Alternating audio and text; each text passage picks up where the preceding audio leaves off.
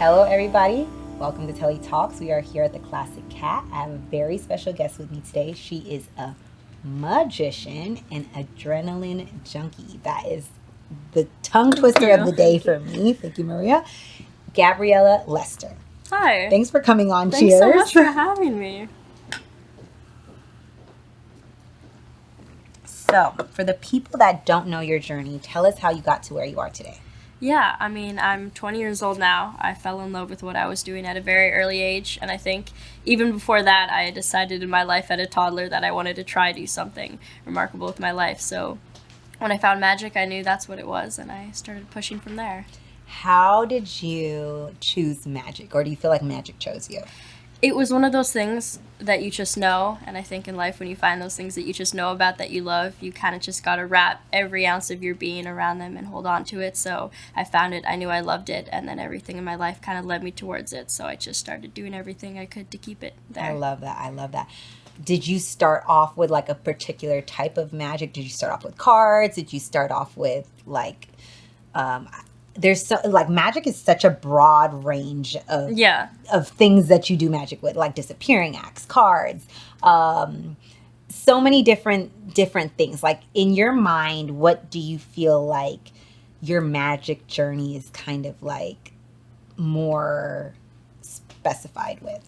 Yeah, as most kids do, I had a magic set as a kid, and I started with card tricks as most. My journey was a little bit stranger in the sense that I got most of my performance experience in the beginning doing bar bets. My older brother played a lot of sports, so we were always in like pubs that had bars around us, and I was 9 or 10 at the time when I'd really fallen in love with magic. So my outlet for that was finding ways to perform, and the only thing I could think of, the only audience I really knew of besides school was going up to people at the bars and learning bar bets, and I started doing magic in that sense, and then that kind of really helped me develop my sarcastic, sardonic persona on stage, and so it started with cards and then progressed to where I am now. And you are an adrenaline junkie. Yeah. How did fire get involved with magic, or did you kind of mix the two, get into something else when you started breathing fire? How does that even work? How does that process even work? Yeah, that was one of the beautiful things about the entertainment industry is that because I've been in it for so long, I met so many really unique people. So that really started on a random day in Vegas. I was there for a show, and one of my friends that was performing the show was a fire eater, and she's like, come to mine after and learn. And it became something that started on a random Tuesday in Vegas that I ended up really enjoying. And how do you learn to eat fire? That's like, I'm like, how did you learn to eat? How is that process even? How does that start? Does it hurt? Does it burn? What is that process? As with most things in life, it really was just a process of trust. That for me is what I learned was the most important thing about it, because the second you start thinking that there's this flaming object heading towards you, or there's something that could hurt you, then you get scared and things can go wrong. And there's a lot of techniques that are very important so you don't get hurt. Like you can't breathe in. If you panic and breathe in, then you inhale fumes, and that can be dangerous. But it was really just you have to trust yourself and just envision yourself doing what's going to happen and let it happen. So are you breathing with your nose, or not breathing at all for the time that you're eating? Or what is it, eating or drinking, or how is it eating the fire? There's a lot of different. So you can eat fire, you can breathe fire, and there's different ones for all of those. Okay. When you're eating fire, for the most part, your mouth is extinguishing the flame. It's putting it out. So you have enough saliva and liquid in your mouth that it puts it out, and it doesn't burn you. You don't really feel it. It feels warm, but it doesn't hurt. And then when you're breathing fire, it's a bit different, and you can use gas or fluid to light fire that's already lit and properly breathe it, or breathing gases, which a lot of different methods. And there's just some random moments, like when you're learning to breathe fire, they're like, you have to learn how to spit properly first. So you swallow the fluid first, and they're like, spit this out properly, and spit this out properly, and then you're just in someone's backyard in Vegas doing the most intense spit takes of your life, where you're going to pass it and you're like, this doesn't seem as cool as it's going to look. Right. So initially you have to learn how to spit properly first before you're not inhaling it, you're just breathing it out. Yeah, because you don't want to inhale it. So for the most part, they'll teach you step by step of, you just have to learn how to fill your lungs with air and keep it there, and you have to learn how to hold your head back at the right and how to have your tongue out all the way. You just learn these little things, which just seem so strange as a human to learn these tiny things. How long was the process of learning how to breathe fire? breathing fire took a little bit longer than eating fire, but for the most part you get it pretty quickly. Like when you learn the steps, and if you have the right teacher, which fortunately I did, they kind of break it down of each little baby step of swallow this, spit this out, and then once you get that, then we're going to try it with a little flame, then we're going to try it with a bigger flame, and then you kind of get it. So there wasn't a lot of learning curves of not being able to do something or being too scared to do it. You just kind of trust yourself enough before the fear creeps comes in. Yeah, absolutely. So what is harder, breathing it or eating it?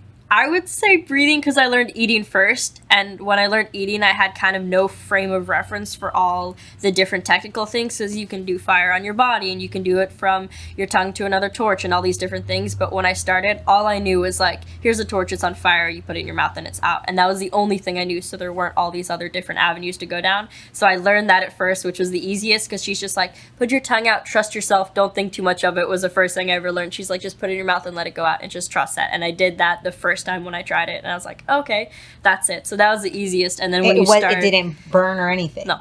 So is there something that you have to put in your mouth that kind of like, or it's just your saliva? It's just your saliva, and then you just make sure that you don't swallow anything or you don't inhale anything. For the so most part. After you eat it, you spit out. Yeah, after they say spit out or drink something carbonated, so you can just kind of rinse your mouth, because anything that can actually get inside your body is dangerous. But if it just lives in your mouth for a bit and then leaves, you're okay. You're fine. Yeah. I didn't know that. It's a unique thing. Yeah, I always thought there was some type of like ignition that they put in their mouth to kind of like coat the flame. I never knew it was like I have no knowledge. I mean, there might be. I don't know if I'm well versed in it enough to know, because now that I'm in it, I've seen the world where I'm like, oh, there's a whole fire manipulation community where you guys do a million things. I'm like, I'm still learning about it, but yeah, there might be. Do you think that's like, what's your preference, more magic or the fire, now that you're into the fire? My whole world is magic. I think it'll always be my entire world. I love that I can find different avenues and incorporate it. Like now,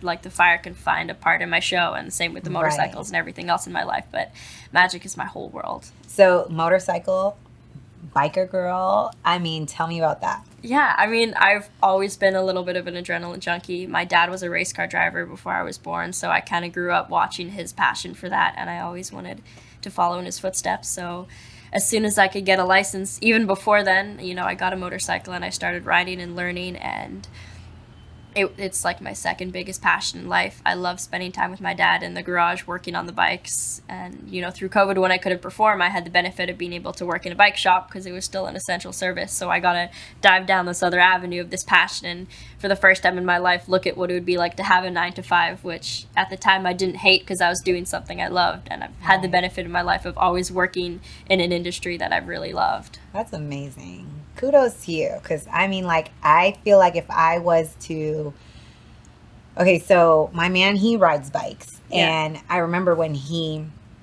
was trying to teach me how to ride, he put out his, I want to say it's called a Hayabusa. Yeah. And it's a very big bike. It's not like, I'm 5'5". I'm not, he's 6'7". So it's not like a small bike that is easy to turn over and kind of like position myself to even sit in and hold up. So I'm like, there is no way I'm going to learn how to ride a bike on the biggest bike. Yeah, that's not where not where to start, girl. But that's how he started. So, but he's also 6'7". He's just crazy then. Yeah. So I'm like, how am I going to learn how to do this? Like, even riding behind him on that bike, I felt like it was just abnormally heavy. Yeah. And even just like leaning with him to turn with him, it's very, very big. So I was like, biking is just not for me. Like, it was just so hard, and I was like, maybe I just need a little bike, a street bike. Yeah, like, it's okay. I started on a little one. We all need a little one. Give me training wheels or something, I hear you. It was a big bike, and it was just too much for me, and it kind of just like, and I love doing like outdoor stuff. We scuba dive together, got licensed together to scuba dive. Just, we both very like cool, outdoor things. And that was just like how am I going to do this? Like, I don't have enough weight to like just, like put it on. Yeah, like put it on and just balance it to even start to ride, you know? So I was like, no, that's after that, I was like, no, this is not, I'm good. No. You know, so maybe if I get a little bike, it might be a little different, because I did like the feeling of like being on the road, because to me it felt like I was on, I guess, like a roller coaster almost, because it's so much air going by when you're riding. But it was just so scary to me, to the point of like, what if I don't turn enough with him, or am I gonna fall, you know, like but I guess I was just too much in my head, and like you said, if you're already in that mental space, then it not escalates, because I feel like if someone was to put a ball of fire in my face and tell me to just swallow the fire, I'd be like, are you nuts? Like, my mouth gonna burn? Yeah, like, but if they're like, just turn around and you did it, you're like, oh, I did that. But, and mentally, I would be like, now that you're telling me it's warm and not hot, and you're not like, you know, maybe if I stick my tongue on a lighter, will it hurt? Like, you know, is that a different type of flame? Like, you know, just the thought process of overthinking, I would probably lose my mind. So I commend you for sure. Yeah. Thank you. Yeah, I would literally be overthinking, like, okay, am I gonna, if I was to ride, am I going to make this jump? Am I, you know, I'm going to hold the bike up enough, or am I going to? What jumps is he doing? On No, like not on the high boost. I'm just thinking, like, if I was to get a smaller bike, because I would feel like if I was to get a bike, I would want to like dirt bike ride and like, you know, street motorcycle bike ride and just like do wheelies and do fun things on the bike. You gotta do it all. Yeah, like I would want that type of bike experience, not like a cruising to the next city on a big, you know, chopper. Chopper, Harley. My arms are hurting. Like, that's not. No, that's I want to like bike and like do cool biking stuff. Yeah. Like, you know, he likes to ride for peace, and I'm like, I want to ride and like do fun stuff. So that's kind of like, if I was to ride, that's where I feel like my direction would be. Yeah. And like, you know, I'm just trying to ride on some therapeutic type vibe.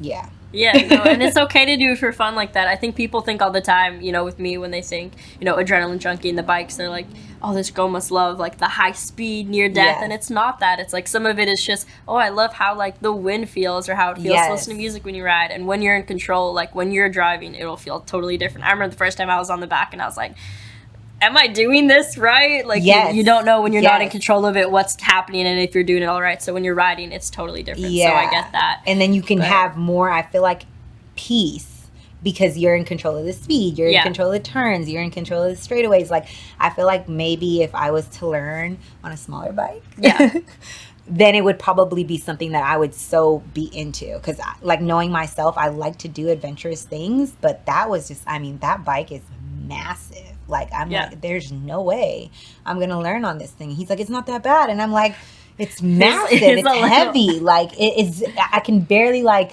you know. And he's like, use your weight, and I'm like, this bike weighs more than me. Like, it is heavy. Like, that thing is too big. And then his other bike is a chopper, like, you know, high arms, and you're like this, and the seats far, and I'm like, there's no way I can ride any of your bikes. Like, I need like get a little one. Small, like, what are they called? What are the, like, it starts with a D. The bikes, the small, like, street bikes. It's a brand. I can't remember what it's called. Ducati. Yeah, I need like a Ducati or something. A small one, because they got big ones too. Yeah, like, small Ducati's like known for speed, but that's what, like, I want a speed bike though. Yeah. Like, I want to have fun. Small small. A smaller speed baby, bike. the babyest one they have. Like, you know, give me a small one, but not like Ducati is pretty known for being big boy, but they got some small ones. Yeah, give me a girl version of whatever they have, because they're just so cute. Like, I know, they're pretty bikes. They're pretty bikes. Like, I want a pretty bike that is fast, that it's small. I don't think that's too much to ask for. It's not too much to ask for. I mean, the best thing for me, which I didn't think at the time, was like, I started on the smallest bike. Like, I started on a 125, which essentially is like basically a lawnmower with an engine. Like, it is the smallest bike you can ride. And the best thing about that for me was like, I fell in love with riding first. Like, I fell in love with being on a bike first. because I feel like, and I saw it all the time, especially like in the bike shop I worked at, people start on these crazy bikes and then they fall in love with the speed and then never care that much about just being there and enjoying being on the bike. Right. So I was glad I did that, and now I'm like, no, I like the speed. Yeah, I feel, and to me, like, just because I was on the back and he's like a speed person, to me the speed was like the only thing that I knew, you know, besides like obviously like, all right, when I lean, you lean, like the basics of being a backseat bike rider, you know, like I was like, oh my God, my drool is just gliding on my face. Let me close my mouth, you know, like it's not attractive on the back. It is not attractive at all. Like cute at all. No. So yeah. But I love the speed. I just love the like just the air being free. Like you don't feel like you're in a car kind of trapped. You feel like you're just free. And I love that feeling. So if I could ride by myself, God teach me. Maybe you could teach me one day. I'll teach you. So we just have to get a small bike, you know, a small bike, and I'll be fine. So what other adrenaline junkie things do you do or are you into? I mean, anything in the motorsports automobile world, like cars and bikes. I've always been a big tomboy in that regard. Sports, I grew up, you know, following my older brother around playing sports. So just do you do like drag racing? A little bit. I've tried it all. I mean, I learned to drive on a racetrack, so I've kind of always had that in my blood. What was the fastest you've ever gone? Oh my gosh, I have to think what's miles to you guys, but 200 something probably. Oh wow. Wow, that's pretty fast. If my conversion works between Canadian kilometers and miles, but wow. So okay, how was your transition, I guess, from Canada to here? Yeah, I mean, I'm still based out of Vancouver currently. I was born in South Africa, so my biggest jump was when I was little and my family moved to Canada, and then now it's just coming over to the U.S.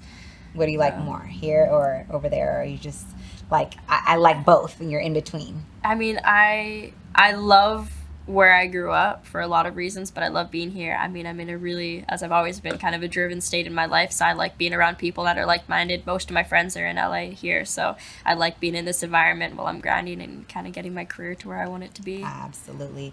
What do you think is next for you as far as like what adrenaline or what magic are you going to get into, or what next fire-breathing performance are you going to have?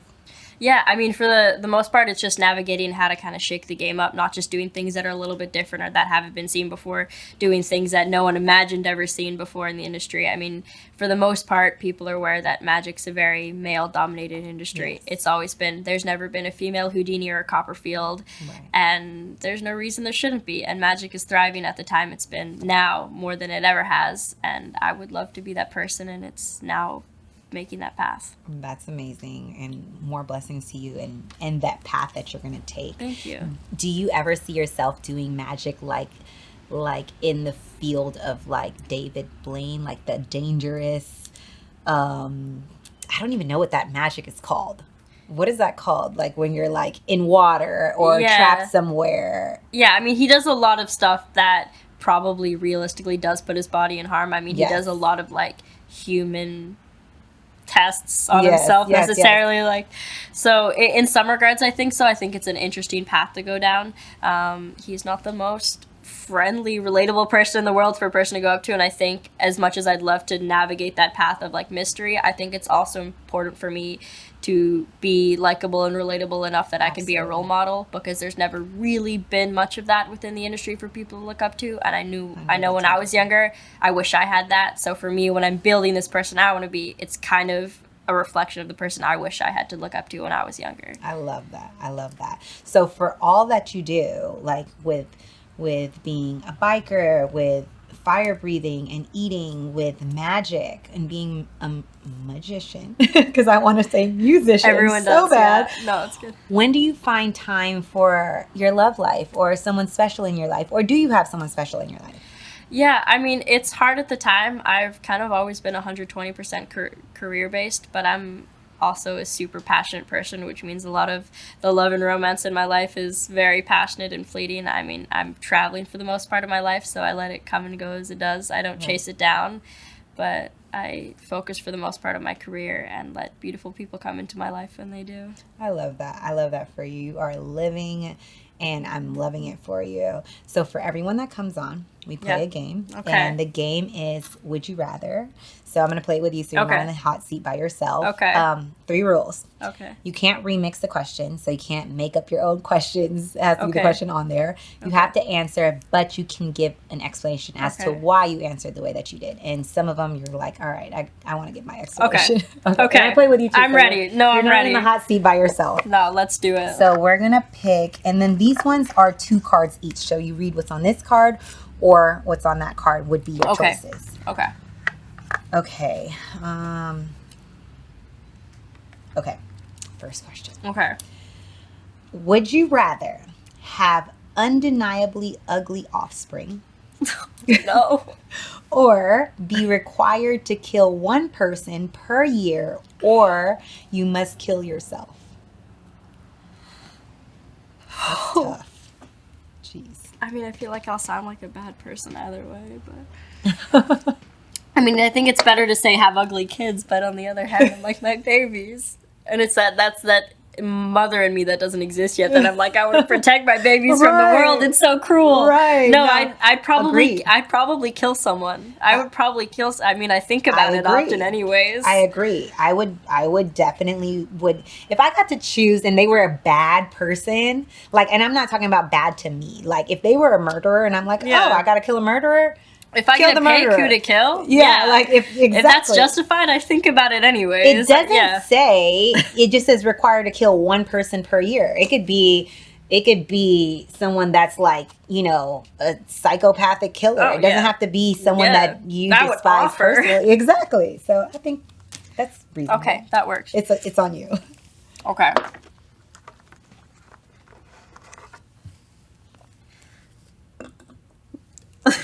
Okay. Would you rather masturbate in the middle of Times Square or break into a sperm bank and drink everything?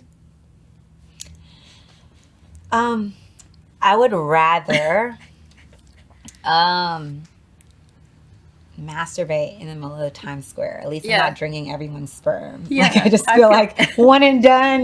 Watch me have fun.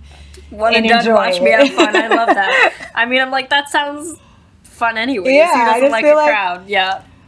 I don't know if I would want a crowd, but I mean, it's Times Square. It's the biggest crowd you're going to get. I might get paid. I don't know. Who knows? You I might get tips from that, whereas you can get who knows what from the other one. Literally. So. I feel like, but in all due, with all due respect to the people in the sperm bank, I would think that the sperm bank has clean sperm. I would hope so. I would hope so. Nothing's cleaner than yourself, so just go with that. Oh, this is an interesting question. Oh, boy. Would you rather be sexually attracted to another species or experience the pain of childbirth every time you poo? Attracted to another species, for sure. For sure. I'd rather be into a lizard than do that.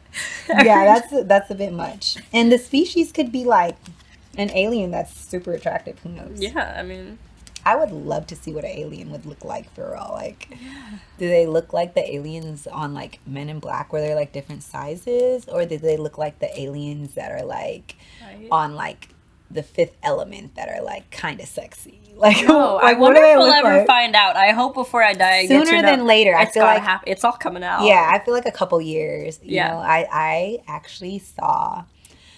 I don't know what I saw, to be honest. And don't think I'm crazy, guys, because I'm drinking. But I actually really saw this. Like, I went home one day and I saw this, like, kind of like yellowish orange light. Like a big light, like adjacent from my house.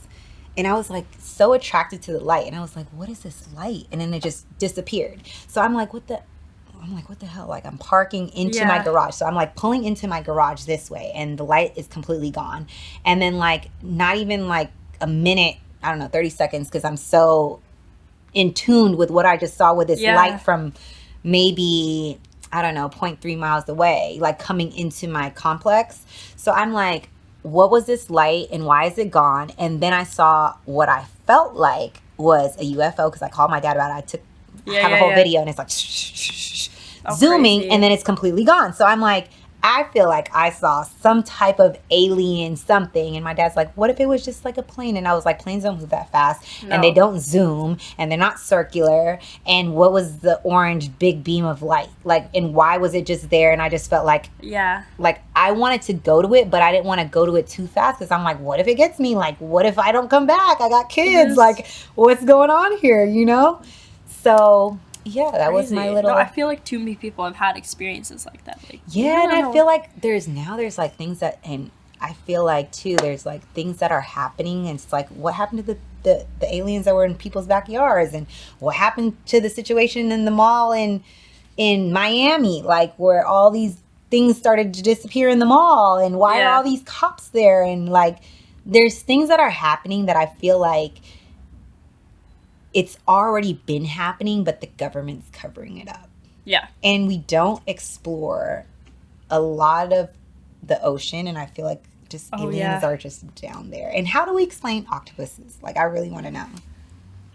Octopuses, can we talk about these octopuses? Because they have no, like, other species. Is it octopi? Octopi, yeah. One octopus is an octopi. But why is there no other species like an octopi, octopus, whatever you want to call What are they and why don't we know how to pronounce them? And why do they have to be so complicated? And why are they, some of them, like, transparent? Like, some of them can, like, blow up. Hey, why do we have to understand jellyfish? They don't even have brains. Yeah, like it's... But are they... They're alien. Everything's alien. Everything's an alien. Like, if we don't know how to study it, they're an alien. Yeah. And I just feel like, what's that place that the government has? That, what is it called? It's Area 51. Yes. Yeah. Explain Area 51. Why can't we go in a part of the sky that is just banned out of nowhere in the world? Like, it's just that particular area, and they don't want to tell us about it. Why are they keeping so many secrets from us? Like, I feel like because humans panic. Yeah. And if the world goes into a panic, it'll just be like chaos. And they won't know how to control. No. And I feel like it's all a control thing. But I feel like we should know what's going on. Like, it's so at crazy. Least give us like some type of, I don't know, handbook on if an alien comes into your backyard, what do you do? Like, you know, because what if it does happen? If it does happen, like, what if someone, like, let's say for example, it happens, and what if someone grabs a gun and then 50 aliens come because their cousin died, or who knows? You know what I'm saying? Like, we don't know what to do. What are we gonna do? Like, I don't know. I just think that there's a lot of unanswered questions. Yes. Yeah, I hear you. Unexplained things that I hear you. That I feel like go back to like the real magic of the world.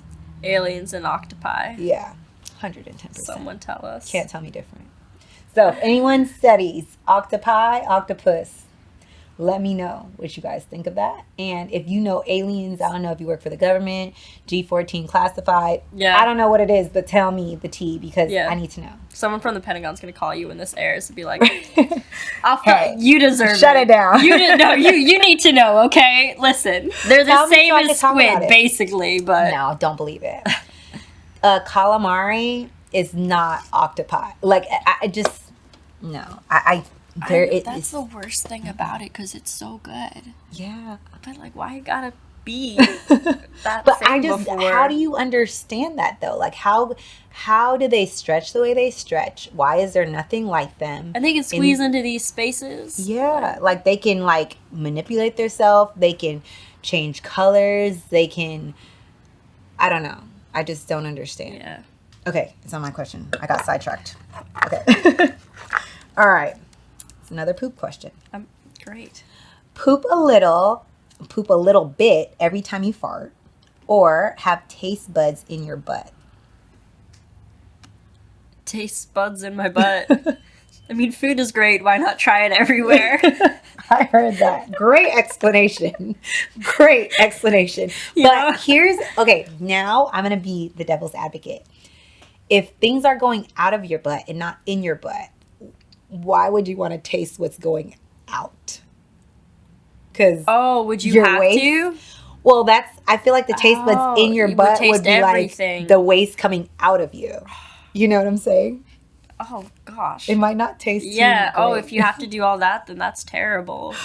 I'm just thinking like outside the box. I don't know. Because you can't decide when you use your butt taste buds. I guess they'd be like on always. Yeah, and I'm thinking like, I mean, nothing should go in your butt. I would hope. To each his own. But going out, I wouldn't know if that would taste too good, you know, or if I would want to taste that. I don't think so. Yeah, that might ruin food as a whole. Mm-hmm. Okay, then I might go for the first one, and then just like, what was the first one? I think it was like, what was it, like poop every time you fart? Yeah, I would just like train myself not to fart, like literally, like mentally. Yeah, like David Blaine, that ability. Yes. Like if he can hold his breath underwater for a million years, I can never fart again. I'll make it happen. I'm with you.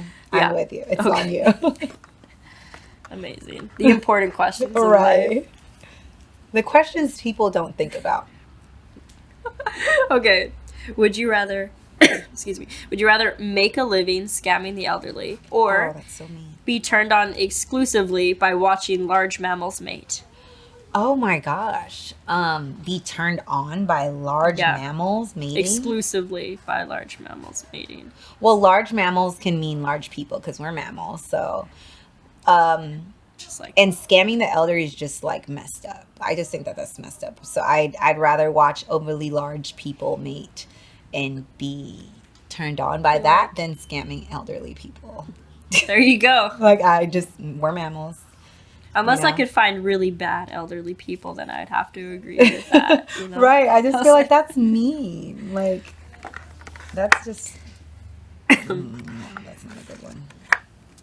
I like that you'd sacrifice your love life just to be kind to old people. It's like, I can't be mean. I might as like I'll watch whales. It's fine. Yeah. Like, I would feel like I would watch Free Willy over like just taking money from the elderly. Yeah. And then like... But Free Willy with like mammal sex. Yeah, like Free Willy having sex with another Free Willy. With another Free Willy. Yeah, and be like, wow, that's very intriguing. Free Willy is not a bad title for a porno anyways. It's like Free Willy. Seriously, that was genius, actually.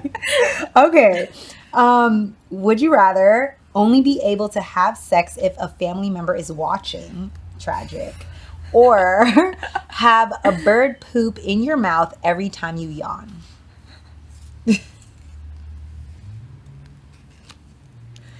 Oh gosh. Jeez. Is this another train my body never to yawn thing? I would do that. I'd have to do that and just never yawn again. I could not. Yeah, the family member is just no. That would insanity. Ruin things. 100. For sure. 110%. For sure. I mean, my mom thinks I've never held hands with anyone, so that would like definitely cause some problems at Thanksgiving. I would definitely do the bird poop. Yeah. All day. And you know what? It's crazy. My she's gonna be 6 tomorrow, actually, my daughter. And she told me that birds poo and pee at the same time. Never knew. That's why it's watery, because they do it at the same time. I was like, wow, you taught me something. Like, never knew. Just fun fact of the day. Kids these days are learning things that I never would have learned in my whole life. It's like wow, how did you know YouTube, that? Like TikTok, something. I don't know. Just like fun facts for I'm 6-year-olds. Like birds pee and poop at the same time. I was like, that's why it's so watery. It makes sense. This is a lot of poop questions. Okay, either poop a little bit every time you sit down, or never be able to have sex without a condom again. Sex without a condom. In hopes I don't get anything transmitted. In hopes I am with a clean person. Yeah. And I just feel like the poop is just stay away from the poop. Please. Yeah, I'd say it. The whole time. Stay away from all the poop questions. The other one's better anyways. Right. Tell everybody what you have going on, coming up, where they could find you, follow you, and tune into your shows and all that good stuff. Yeah, I mean, you can find me online. Everything on Instagram for the most part. It's at the Gabriela Lester. I have a website. I have every social platform there probably is, and I post all my stuff there, and you can find me there and follow what I'm doing. Yes, make sure you guys follow her and tune into everything that she has going on.